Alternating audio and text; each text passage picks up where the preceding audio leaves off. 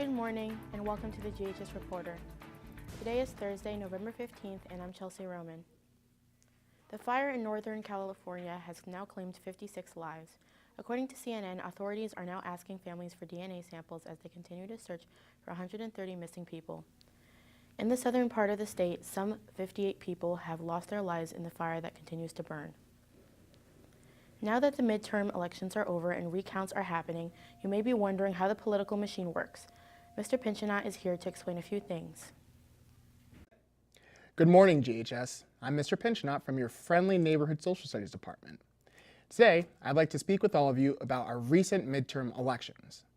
Now that we are a week removed from Election Day, I figure we can look at a few things. So 1, what are midterm elections and why did and do they matter? 2, who won the day? And 3, what happened in New York? So before we get going, please note that this will not be a judgment of the politics of specific parties. This is simply an overview of what happened and why that matters to you. Please keep in mind that all statistics presented were facts as of Monday, November 12th. Now, without further ado, so 1, what are midterm elections and why didn't do they matter? These elections occur in the middle of a president's term, hence the name midterm elections. The House of Representatives is elected every 2 years, while senators are elected for 6-year terms, with a third of the Senate being on the ballot every 2 years. These elections matter because of our system of checks and balances. As powerful as the president may be, it is Congress, the House and the Senate, who makes the laws, which the president in turn either signs or vetoes.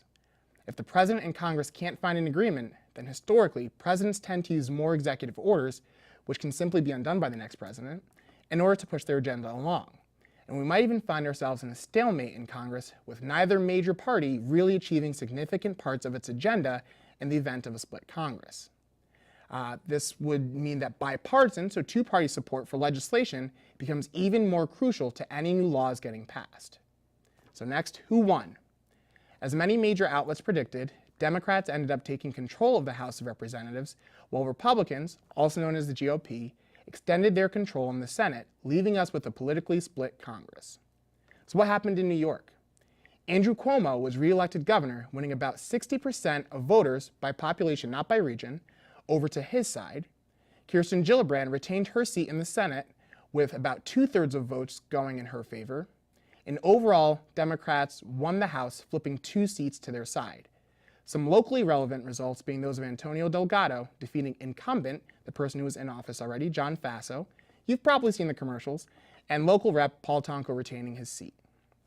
Now, once you turn 18, you can exercise your constitutional right to vote and have your voice heard. Then, it will truly be you who decides who wins and who's next. Thank you.